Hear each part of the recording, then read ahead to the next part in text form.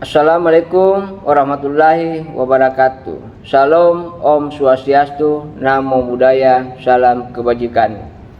Perkenalkan, nama saya Parawansa, NIDN 0901077802. Saya adalah dosen di Politeknik Maritim AMI Makassar dan mengajar pada Prodi Permesinan Kapal, serta saya juga sebagai Sekretaris Prodi Permesinan Kapal di Politeknik Maritim AMI Makassar. Adapun bahan ajar yang saya bawakan adalah mata kuliah Dasar Ilmu Bahan. Izinkan saya menyampaikan pernyataan diri dosen dalam unjuk kerja Tridharma Perguruan Tinggi yang disebut PDD UKTPT dalam bidang pengajaran. Adapun tujuan kegiatan ini untuk mengikuti sertifikasi dosen tahun 2022. Pada kesempatan ini, izinkan saya memaparkan satu mata kuliah yang saya ajarkan dalam pengajaran saya yang dapat saya uraikan sebagai berikut. Yang pertama, deskripsi mata kuliah Dasar Ilmu Bahan. Yang kedua, capaian pembelajaran mata kuliah. Yang ketiga, materi pembelajaran. Yang keempat, sistem penilaian pembelajaran. Dan yang kelima, video rekaman kegiatan pembelajaran. Pertama, saya menjelaskan identitas mata kuliah yang saya sajikan pada semester ganjil tahun 2021-2022. Kedua, kode mata kuliah Dasar Ilmu Bahan pada kurikulum adalah MKK8. Ketiga, mata kuliah tersebut adalah mata kuliah wajib dan bobot SKS 2 SKS, 1 teori dan 1 SKS praktek. Keempat, pengampu mata kuliah Parawansa. Adapun deskripsi mata kuliah ini adalah mata kuliah Dasar Ilmu Bahan, merupakan subkompetensi dari perawatan dan perbaikan permesinan kapal dan perlengkapannya pada tingkat operasional di kapal.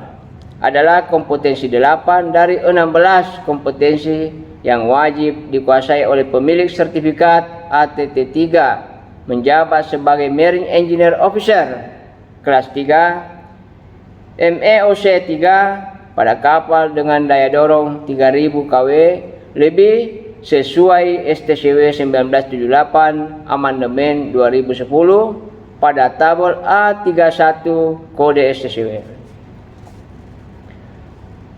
Adapun capaian pembelajaran yang biasa disebut dengan CPMK. Yang pertama, CPMK 1 mampu menjelaskan dan membedakan proses pembuatan besi dan baja. Yang kedua, CPMK 2 mampu menggunakan bahan ferro dan non ferro sesuai dengan pekerjaan. Yang ketiga, CPMK 3 mampu melakukan pengolahan panas baja karbon. Yang keempat, CPMK 4 mampu melaksanakan percobaan beban serta menentukan titik perubahan pada bahan. Yang kelima, CPMK 5 mampu menentukan sumber getaran dan mengurangi getaran. Yang keenam, CPMK 6 mampu menentukan perekat yang sesuai dengan pekerjaan, keamanan dan keselamatan. Yang ketujuh, CPMK 7 mampu melakukan pekerjaan sistem perpipaan. Adapun materi pembelajaran mata kuliah Dasar Ilmu Bahan adalah sebagai berikut. Pada pembelajaran pertama dan kedua adalah metalurgi dasar, logam dan proses. Pembelajaran ketiga dan keempat, properties and use atau biasa disebut sifat dan kegunaan bahan. Pembelajaran kelima adalah non-metallic material atau biasa disebut dengan bahan non logam. Yang keempat, pembelajaran keenam adalah proses atau biasa disebut dengan proses pengolahan panas. Yang kelima, pembelajaran ketujuh yaitu heat treatment of carbon steel atau biasa disebut dengan perlakuan panas baja karbon. Yang keenam, pembelajaran ke-8 adalah evaluasi atau ujian tengah semester. Yang ke-7, pembelajaran ke-9 dan ke-10, material underload atau biasa disebut dengan pembebanan bahan. Yang ke-8, pembelajaran ke-11, yaitu vibration atau getaran. Yang ke-9, pembelajaran ke-12, yaitu cell separate joint permanen dan joint molding plastik atau biasa disebut dengan keamanan sendi permanen dan ikatan sendi plastik. Yang ke-10, pembelajaran ke-13, adhesive and bonding head and safety atau biasa disebut dengan ikatan dan perekat kesehatan dan keselamatan. Yang ke-11, pembelajaran ke-14 dan ke-15, yaitu pipe work atau pekerjaan perpipaan. Referensi yang digunakan pada mata kuliah dasar ilmu bahan ini adalah yang pertama, IMO Model Course 704 2014 edition. Yang kedua, Jackson L. Morton, TD General Engineering Knowledge for Marine Engineer. Yang ketiga, Floor Shear Fabrication Welding and Metal Joint Process, yaitu London Bitter Wall 1981. Selanjutnya, Hanan Hiller, J. Applied Mechanic, Hello Longman 1995. Dan yang terakhir, Petkar RT Technician, Workshop Process and Material, London Holder and Stockton 1979. Referensi pendukung yaitu ruang belajar, laboratorium, bahan praktikum, dan perlengkapan pembelajaran lainnya. Metode pembelajaran yang digunakan yaitu yang pertama, ceramah, yang kedua, tanya jawab, yang ketiga, diskusi, yang keempat, kerja kelompok, yang kelima, latihan, yang keenam, demonstrasi, yang ketujuh, tugas terstruktur dan tugas mandiri. Di dalam pembelajaran ini kita memberikan penilaian.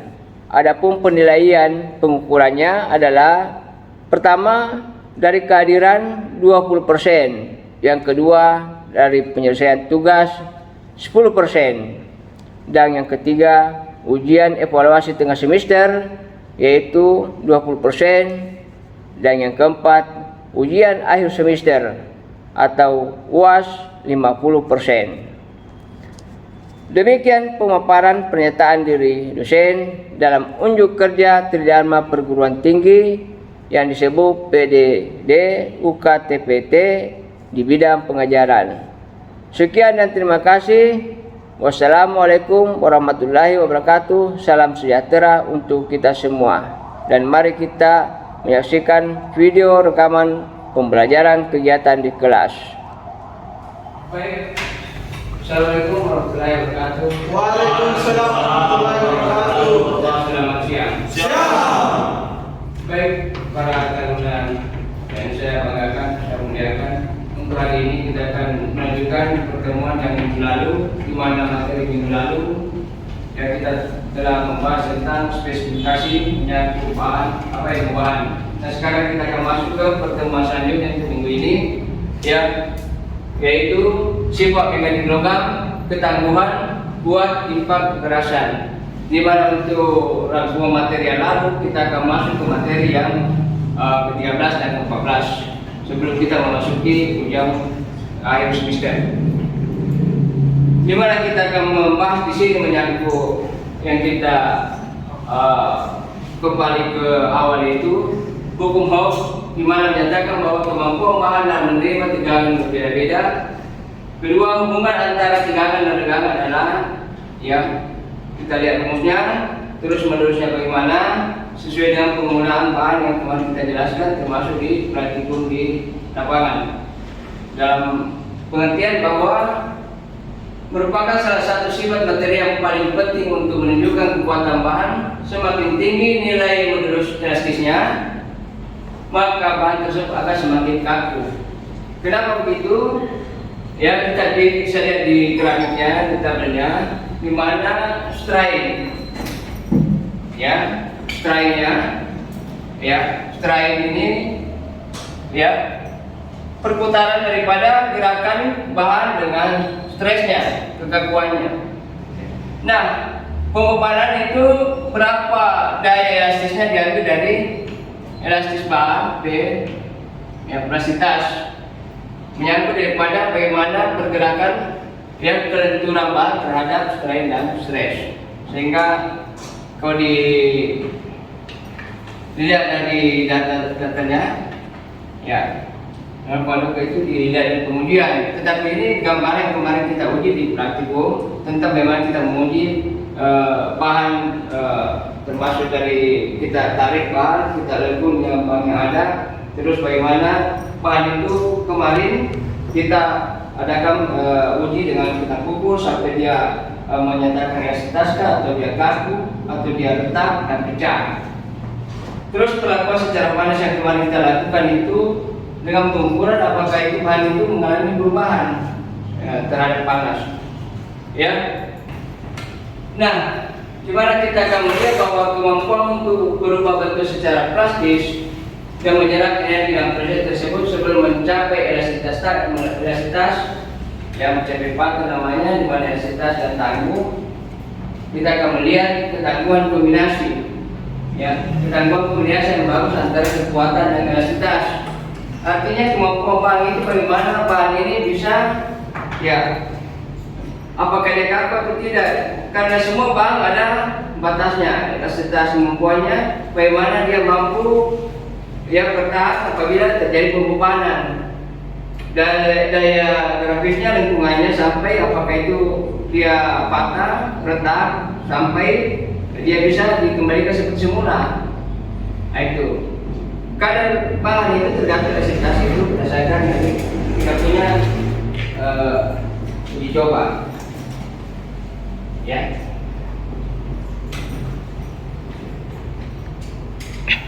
Nah, cara untuk mengukurnya itu kita kemarin dapat melihat dari ini dan kita terapkan uji cobakan bahan bahwa bagaimana untuk mengukur ketangguhan adalah dengan menghitung luas di bawah grafis stres strain yang diuji seperti tadi di grafik yang pertama. Memang kita menguji dia dari strainnya dan strainnya. Kalau dilihat dari bahannya karbon, ya, air karbon steel, medium karbon steel, ya, low, yang terendah, sedang sampai tinggi. Stresnya sampai mana? Dilihat di satuan energi volumenya. Diterapkan nanti itu bagaimana kita menerapkan nanti kalau dilihat nanti setelah minggu depan kita lihat di rumus, terus kita aplikasikan untuk bahan yang kita pilih, yang kita sesuaikan untuk minggu depan, maka bahan ini kita akan lihat bagaimana faktor yang mempengaruhi ketangguhan tersebut untuk bahan.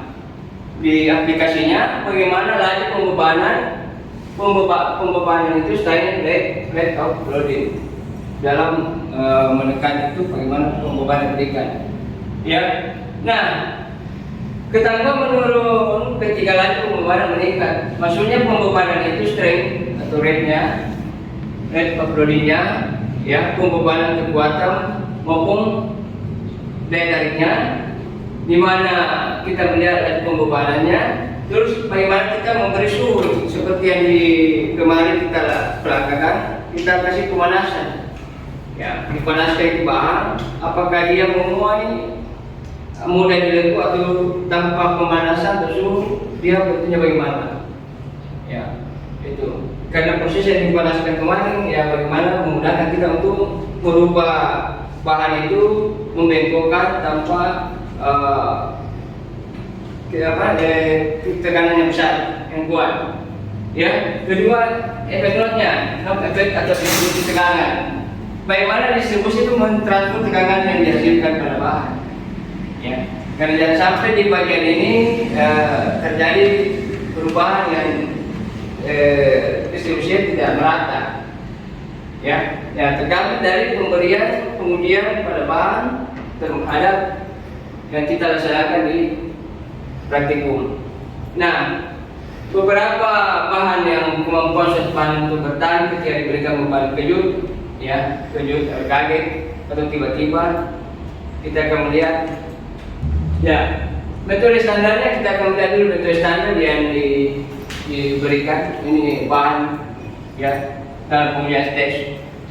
Nah, metode standar ASTM untuk menguji kekuatan impak adalah Karpit test dan ISO test. Nah, selanjutnya kita akan melihat, ya, diagramnya. Posisinya pointer kalau kita mengukur pergerakannya ini, impact, ya, di mana start position, ya, pengukurnya amal, bahannya di sini, ya, specimen, and upswing dengan ayunnya. Jadi kalau bahan ditaruh sini di ayunkan pukul sana, kita akan melihat ukurannya di sini. Perubahan bentuk bahan yang terjadi di sini. Ya, strain namanya. Ya, 0. Kalau kita lihat di sini, ya, posisinya di sini. Ya. Ada beberapa bentuk dari bahan itu yang kita dalam pengujian bahan, ada namanya Knopfler hardness test, terus Bradler hardness test, terus Rock hardness test, dan micro tension hardness test. Maksudnya apa di sini? Kita akan melihat di sini maksudnya di beberapa penguji diurai satu persatu tentang hardness test. Ya, tujuan dari metode hardness test adalah untuk menguji daya tahan kekerasan suatu bahan dengan cara memberikan tekanan terhadap permukaan bahan. Tekanan tersebut berupa indikator yang berbentuk bola, baja, atau intan. Yang kerucut kita lihat. Jadi bahan, ya, boleh. Kemampuan ini kita bisa mengukur dari mana force kecepatan putarnya, bagaimana bahan ini tergores, ya, atau bagaimana bahan ini, ya, kedalaman merusak terhadap benda yang putar, ya, dan bagaimana perlakuan bahan yang terjadi setelah terjadi, ya, putaran dari, ya, diamond cone, ya, materi. Nanti kita akan melihat apakah dia tergores, kedalaman nanti akan diukur sebagai sampel. Nah, mulai di sini, ya, akan menurun, tidak di kedalamannya, sampai kita akan melihat indikator dengan beban mirror, ya, indikator dari beban minor lock 0, menekan bahan uji, ya, mulai dari tekanan. Kedua, bahan uji ditekan dengan beban mayor lock F1, kita lihat di bawah. Terus beban mayor diangkat sehingga yang tersisa adalah beban minor. Pesannya minor lock maupun mayor tergantung pada jenis materi yang akan diuji. Materi yang akan diuji itu maksudnya bahan-bahan yang kita akan uji, termasuk bahannya itu tadi. Bahan itu diuji tergantung dari kekerasannya, ya, apakah dia keras, lunak, ya, tergantung dari bahan. Nah, dari tabelnya. Terus kalau untuk metode linear itu menggunakan bola, ya, sampel. Gunanya untuk apa ini? Untuk melihat goresan yang terjadi, tekanan yang terjadi itu secara merata pada bahan. Makanya kita lihat pada suatu metode ini kekerasan suatu materi dapat diuji dengan memberikan gaya tekan berupa bola. Jadi seperti contohnya pernah lihat bearing lahan. Nah, lihat lahan itu bagaimana. Bearing itu ada lahan di dalam, dia berputar, ya, terhadap porosnya itu. Nah, kalau putarannya itu, apakah dia timbul goresan kedalaman putarannya itu bagaimana terhadap bahan itu? Apakah setelah diadakan pengujian ini, apakah bahannya tetap lentur atau dia mengalami retak atau patah? Kita lihat rumusnya, ya. Itu nanti kita akan gunakan rumus pada saat nanti praktikum untuk minggu depan dengan kita menggunakan beberapa metode, ya. Selanjutnya, pengujian yang cocok untuk menguji material yang nilai kekerasannya rendah, biasanya digunakan untuk mengukur material yang entah seperti keramik, ya. Jadi keramik juga bisa kita ukur karena bahan seperti di tegel ini, karena kekuatannya kita punya berapa potensi sampai retak sampai pecah, ya. dengan rumusnya angka kita bisa angkat kekerasan blok kekerasan, terus N itu beban berapa poin berikan, panjang radiator berapa. Baik, setelah itu kita akan melihat bagaimana bahan itu kita melihat sifatnya. Ya, dari awal itu sifat itu kita lihat berdasarkan pertama sifat mekanik. Ya, kita mekanik mengikuti kekuatan, ketangguhan, kekerasan, keletak, ketetasan dan lainnya. Jadi kata sifat ketas. Sifat fisiknya seperti ya head kondisi, head conductivity, electrical conductivity, head expansion, dimensi dan struktur mikro. Ya, sifat kimia seperti korose aktivitas terhadap bahan kimia. Ya, nah ada beberapa yang penting kita lakukan dalam pengujian bahan ini, yaitu bagaimana kita pemilihan bahan, memilih bahan untuk kita uji. Kedua, jenis bahan, bahan apa yang kita jenisnya, ya jenis bahan.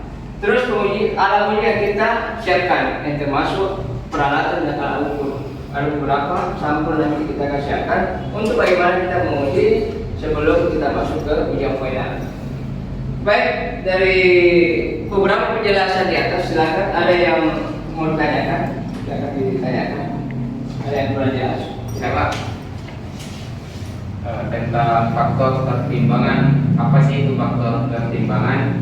Ada beberapa jenis faktor pertimbangan. Mengapa faktor pertimbangan diperlukan dalam memilih ilmu bahan untuk dijadikan sebagai desain? Dan apa yang terjadi jika faktor pertimbangan tersebut tidak diterapkan dalam memilih bahan? Ya, jadi baik. Menyangkut pertimbangan nanti kita memilih bahan, ada beberapa yang harus kita lihat. Yang pertama jenis bahan. Bahan yang akan kita gunakan nanti praktek. Kita siapkan bahan dari penjaringan, ada dari aluminium, terus ada dari besi cor, terus ada dari apa namanya itu besi plat sama pipa. Ada beberapa yang kita sudah siapkan. Nanti kita akan uji dengan beberapa proses yang kita akan uji nanti. Nah, dalam ujian nanti kita akan melihat cara mengukur ketangguhannya, bagaimana dia punya yang ketangguhan pada bahan yang akan kita uji nanti berdasarkan empat metode yang kita akan uji nanti. Beberapa kriteria itu kita akan melihat dari ujian berdasarkan berapa strain, berapa stresnya. Bagaimana bahan itu nanti dia berubah bentuk, ya kembali ke posisi semula, atau bagaimana dia nanti perlakuannya. Apakah kita uji dengan bentuk panas, terus perlakuannya nanti bagaimana? Nanti kita akan bikin tabelnya, bikin warnanya, supaya kita bisa dapat mengambil kesimpulan tiap-tiap satu ujian. Menguji secara pemanasan, nanti kita akan melihat bagaimana kalau sebelum pemanasan itu bahan diuji, dipanasi. Setelah kita bengkokkan, apakah dia mulai dibengkokkan atau dia susah dibengkokkan. Nanti kita akan menguji. Terus alat ukur yang kita gunakan untuk mengukur kebengkokan itu. Setelah itu kita akan uji secara ditarik. Ya, tarik. Apakah perubahan setelah dipanasi itu bahan gampang ditarik atau susah ditarik? Terus berapa strainnya? Perubahannya, perubahan bentuk panjangnya, dan bagaimana dia punya pengukuran volume diameternya. Itu harus kita lakukan untuk mengambil sampel data-data dalam ujian nanti pada saat kita menguji ya strain dan stresnya itu bahan. Ada yang perlu kita kaji di sini yang mendalam, yaitu bagaimana kita nanti perlakuan bahan ini terhadap Anda bekerja di kapal. Karena beberapa bentuk kerja nanti kita pada saat di kerja bangku di praktek bengkel, yaitu kalau kita mau bentuk nanti baja itu dibentuk dalam bentuk apakah palu atau baut damur. Nah, kita akan lihat bahannya yang kita gunakan supaya pada saat diproses nanti di mesin sensor dan mesin produksi, kita bisa menyesuaikan tingkat kekerasannya dengan peralatan yang digunakan. Bagaimana kira-kira bisa nanti kita siapkan hasilnya? Oke? Siapa? Siapa lagi? Siapa? Ya. Tanya, ini Pak bisa dijelaskan sifat-sifat bahan Pak? Bisa diberikan contohnya? Ya. Seperti apa? Jadi bahan itu tadi sifatnya itu kita memilih dulu bahannya, bahan apa yang kita pilih. Bahan itu karena di permesinan kapal ada beberapa bahan yang digunakan. Ya, nanti dalam praktik nanti itu ada beberapa bahan yang kita gunakan. Termasuk bahan logam dan bahan non logam. Ya, disebutnya bahan logam, non logam itu bahan ferro dan non ferro. Ya, terus bahan itu disesuaikan untuk tingkat bagaimana nanti perlakuannya bahan ini. Apakah dia ditempatkan di suhu dingin, suhu panas, ya, atau suhu sedang. Ya, seperti di komponen permesinan untuk prosesnya bahan nanti digunakan di head cylinder, top cylinder, bagaimana bahan apa yang digunakan. Terus untuk bagian nanti di bagian pendingin, bahan yang digunakan apa kira-kira itu harus sesuaikan karena kita sudah jelaskan tadi bahwa semua bahan itu ya dilihat dari jenisnya. Apakah dia logam ferro dan non ferro, jenisnya bagaimana? Ada namanya keras, kaku, lunak, terus ya dikatakan namanya high, medium dan low. Ya, itu bahannya. Nah, cara untuk nanti kita menggunakan bahan, ya berdasarkan ya dikatakan sifat yang meliputi tadi itu. Yang utama adalah bagaimana sifatnya itu mekanik. Sifat bahan itu dikatakan mekanik itu memiliki kekuatan, ketangguhan, kekerasan, terus keuletan, kegetasan. Ya, kita harus garis bawah ini yang mana yang dimasuk getas. Kedua, keuletan. Ya, keuletan. Ya, yang keras, tangguh, kekuatannya. Ya, seperti ini dia nggak mengandung getas itu tidak licin. Ya, bila dari kuat, berarti banyak kuat. Bedakan kuat dengan ketangguhan, tangguh. Ya, begitu diberi pembakaran dia tidak akan berubah. Itu nama tangguh. Ya, kalau ada bahan biasa diberi kasih beban di atasnya, lama-lama dia akan berubah berarti tidak tangguh. Itu akan terjadi perubahan. Ya, bagaimana dia ulet, ya, dan lain-lain. Jadi bahan ini sesuaikan dengan jenis bahan yang kita gunakan. Berdasarkan sifat mekanik, sifat fisik, yang fisiknya bahan, seperti head conductivity, apa jadi conductivity? Terus bagaimana electrical conductivity? Ya, bagaimana head expansion, dimensi dan struktur mikro. Ya, seperti bagaimana dia menghantarkan arus listrik, bagaimana dia perawatan bahan yang digunakan, seperti yang kita gunakan seperti di instalasi listrik apa. Nah, itu seperti yang di packing cylinder kendali mesin-mesin itu bagaimana dia punya head conductivity, ya, menyerap. Ya, saya kira itu yang saya jelaskan tentang bagaimana sifat ya bahan sesuai dengan sifat mekanik, fisik dan termasuk dan kimia. Silakan masih ada pertanyaan. Silakan, ada yang mau ditanyakan? Saya jelas Pak. Baik, karena minggu depan sisa pertemuan terakhir yang kita kalian ujian, setelah itu persiapan untuk ujian kepelautan. Baik, kalau tidak ada pertanyaan untuk materi hari ini saya kira cukup sekian. Nanti kita akan lanjutkan minggu depan. Terima kasih atas perhatiannya. Wabillahi taufiq wal hidayah. Assalamualaikum warahmatullahi wabarakatuh. Waalaikumsalam.